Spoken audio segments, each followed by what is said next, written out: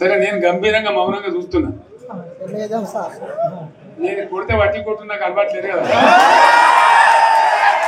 చూద్దాము.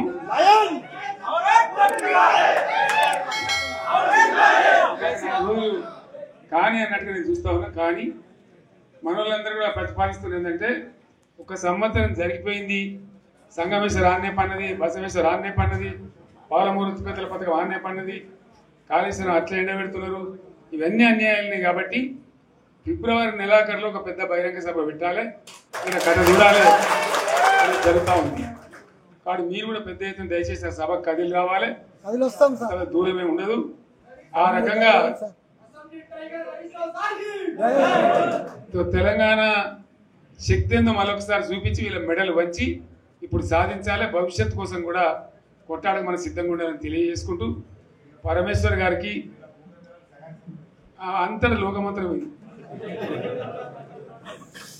కోటి రూపాయల భూమి ఇప్పుడు 50 లక్షలు కట్టలేదు.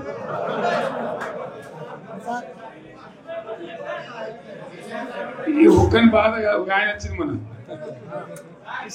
ఒక ఆయన ఒక 10 మంది వచ్చారు హైదరాబాద్కి. అందులోకి 2 मुस्लिम సోదరులు వచ్చారు. साहब सोब तबाह हो गया, इफलासी मुफलसी बच्चों क्या दबे हो गया, तुम्हारा क्या हुआ बहन, तुम्हारा क्या हुआ, तुम हैदराबाद में तुम लोग हैं, मेरा कारोबार है साहब, मेरा छोटा मोटा कारोबार है, होटल भी है, 70% गिर गया। हर कोई पूछ रहे, हर कोई केसीआर की याद कर रहा है सामान. వాళ్ళు మాట్లాడుతున్నారు. ఎక్కడ ప్రతి ఒక్కరు భూముల ధరలు పోయినాయి, మందు పోయినాయి, మసాలా అన్ని పోయినాయి. ఇంత మంచిగా 4 ఎకరాల రైతు నేను 4 కోట్ల ఆశాలని అనుకుంటుండే, అంత ధీమా ఉంది, ఎంత బాగుంటే.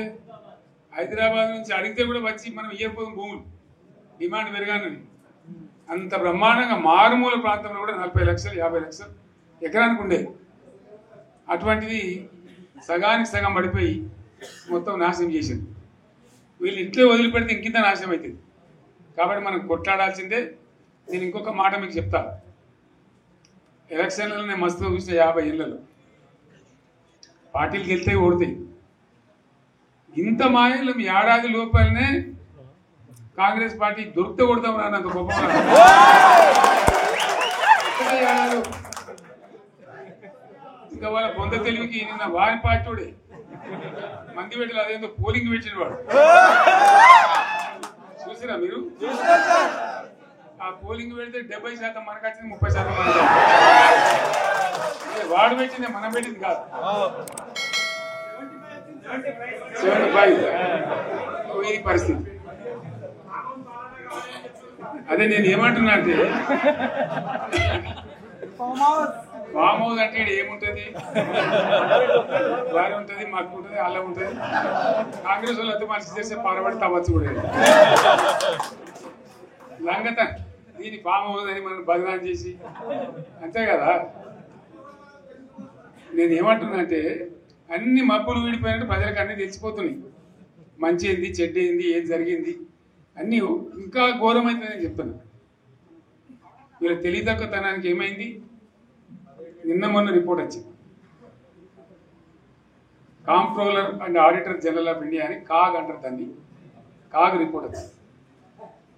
పోయిన సంవత్సరం మన గవర్నమెంట్లో వచ్చిన ఆదాయం కంటే 13,000 కోట్ల రూపాయల ఆదాయం తగ్గిపోయింది. ఇంకా మార్చి పోయే వరకల్లా ఇంకో 3-4 కోట్ల, అంటే 15,000 కోట్ల ఆదాయం పోతుంది. మన గవర్నమెంట్ ఉన్నప్పుడు ప్రతి ఏడాది 15,000 కోట్లు పెంచుకుంటూ పోయింది, చెప్పేసుకుంటూ పోయింది. ఏడాది 10 నుంచి 15,000 కోట్ల ఆదాయం పెరిగేది మన టైంలో. అంత జాగ్రత్తగా మనం వ్యవహారం చేస్తాం. ఇలా ఉల్టా 15,000 కోట్లు పడిపోయింది. ఇంకా వాడేమిస్తాడుగా, ఇంకో ఇస్తారా? ఇంకో 4-5 నెలలు అయితే జీతాలే కష్టమైంది కొట్టు. అందరు పెండింగ్ పెట్టి రిటైర్ అయిన దొరుకుతారు పైసలు, మీరు చూస్తారు కదా పేపర్లలో. సో ఆ విధంగా రాష్ట్ర ఆర్థిక పరిస్థితిని కూడా దివాలా తీయించారు. ఇవాళతోనేం కాదు, 100కు 100% ఇప్పటికే ప్రజలు నిర్ణయానికి వచ్చిండ్రు. డెఫినెట్గా రాబోయే గవర్నమెంట్ మనదే అని అనుమానం కూడా అవసరం లేదు. కాబట్టి దయచేసి నేను మీ అందరిని కోరేది, మీకు మంచి ఎమ్మెల్యే ఉన్నాడు మాణిక్రావు గారు, ఆయన నాయకత్వంలో మంచిగా పనిచేసి మంచిగా ముందుకు పోయి చాలా చక్కగా మంచి ఫలితాలు భవిష్యత్తులో సాధించాలి. పరమేశ్వర్ పాటిల్ గారికి వారి వెంట వచ్చిన మిత్రులకు నేను ప్రత్యేకంగా ధన్యవాదాలు చెప్తా ఉన్నాను. ఇటువంటి కార్యకర్తలు, ఇటువంటి నాయకులే పార్టీకి పట్టుబొమ్మలు, తెలంగాణ జాతి రత్నాలు. తెలంగాణకు ప్రమాదం వచ్చిందన్నప్పుడల్లా ఇటువంటి బిడ్డలే ఎక్కడో లేచి నిలబడి మళ్ళీ మా తెలంగాణని ఆ సోయి చూపెడతా ఉన్నారు. మీరు నడిచిన 140 కిలోమీటర్ల పాదయాత్ర వృధా పోదు. ప్రజలందరూ మిమ్మల్ని చూసింది. దాంట్లో తోపట కూడా మీకు ఎంతో మంది మాట్లాడింది, అడిగింది మిమ్మల్ని ఎందుకు పాదయాత్ర వెళ్తున్నాయి. మీరు కూడా అందరికి చెప్పారు, అంతే కదా. మీకు కూడా అర్థమైంది ప్రజలు ఎంత వ్యతిరేకం ఉన్నదనేది. సో ఆ రకంగా మీ పాదయాత్ర వృధా పోదు, మీ కష్టం వృధా పోదు. తప్పకుండా రాబోయే రోజుల్లో విజయం మనదే. అయితే మన విజయం మన కోసం కాదు, అది తెలంగాణ విజయం కావాలి, తెలంగాణ ప్రజల విజయం కావాలి, తెలంగాణ రైతుల విజయం కావాలి అని మనవి చేస్తూ మరొకసారి పరమేశ్వరుని వారి బృందాన్ని అభినందిస్తూ మనకి లైన్